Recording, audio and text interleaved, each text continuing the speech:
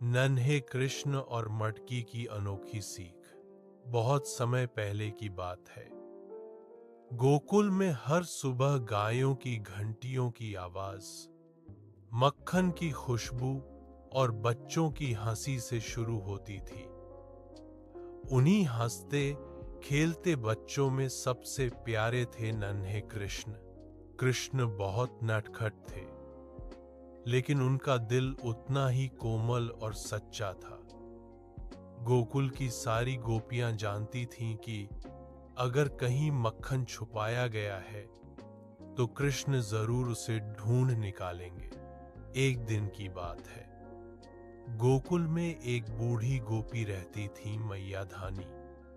उन्होंने बड़े प्यार से मथकर मक्खन बनाया और उसे एक मजबूत मिट्टी की मटकी में भर दिया। इस बार उन्होंने मटकी को बहुत ऊंचाई पर टांग दिया और मन ही मन सोचा, आज तो कन्हैया को मक्खन नहीं मिलेगा। उसी समय नन्हे कृष्ण अपने दोस्तों के साथ खेलते खेलते वहां पहुंचे।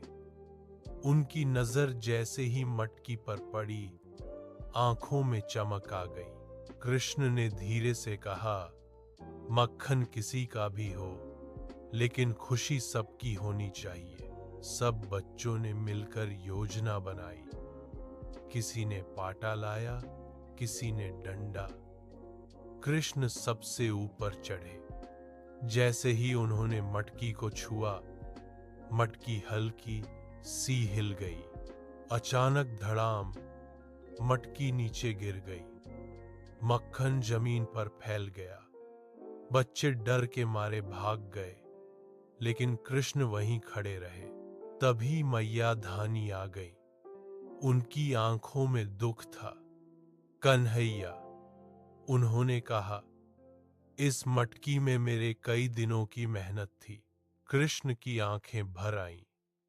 उन्होंने जमीन से थोड़ा मक्खन उठाया और बोले, मैया, गलती मेरी है। मैं शरारती हूं, पर किसी का दिल दुखाना नहीं चाहता।